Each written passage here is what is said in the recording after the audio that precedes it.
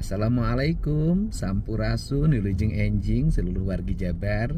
Saya hari ini perjalanan menuju pusat pendidikan bagi anak-anak Jawa Barat yang mengikuti pelatihan kedisiplinan, ketekunan, dan arah kebangsaan. Banyak orang yang menganggap bahwa kasus kenakalan remaja itu hanya sekedar kasus kenakalan biasa. Padahal saya mengamati bahwa ini adalah kasus sistemik yang terkelola, terencana, dan terprogram secara sempurna. Gerakannya dilakukan melalui dua hal. Pertama, pengorganisasian orang berdasarkan kelompok yang itu biasanya dipengaruhi oleh fanatisme korup di sebuah sekolah atau perkumpulan. Yang kedua adalah pengorganisasian orang melalui kekuatan media sosial. Dan di media sosial itu ada tutorial atau guru yang menjadi sandaran mereka atau menjadi panduan mereka untuk menjadi gangster. Nah, yang menjadi problem adalah mereka itu sangat paham bahwa anak-anak di bawah umur itu tidak bisa menjalani proses pidana umum. Mereka harus melalui proses pidana anak yang bersifatnya pembinaan.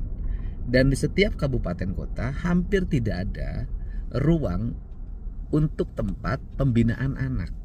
Ketika anak itu mengalami proses pidana, polisi itu tidak punya tempat untuk di mana disimpan, sehingga mereka tinggal di kantor polisi karena mereka tidak bisa dimasukkan sel karena masih anak-anak. Nah, kemudian mereka tahu bahwa ini adalah celah hukum, sehingga yang dibina itu rata-rata anak di bawah umur, di bawah usia 18. Tujuannya untuk apa? Menghindari hukum. Nah, dan kemudian langkah-langkah kita hari ini masih bersifat konvensional. Konvensionalnya adalah mereka yang melalui proses pidana itu melalui pidana peradilan anak, sifatnya tertutup, kemudian nanti dititipkan di tempat penitipan anak-anak yang nakal yang telah melalui proses pidana, yaitu di Bogor. Nah, kemudian yang kedua, secara umum banyak diselesaikan melalui proses kekeluargaan, akhirnya dikembalikan kepada orang tuanya. Dan karena jumlahnya banyak, selama ini penanganannya itu kalau anak-anak berkelahi hanya dikumpulkan, disuruh jalan jongkok, kemudian setelah itu pulang lagi dan jadi gangster lagi.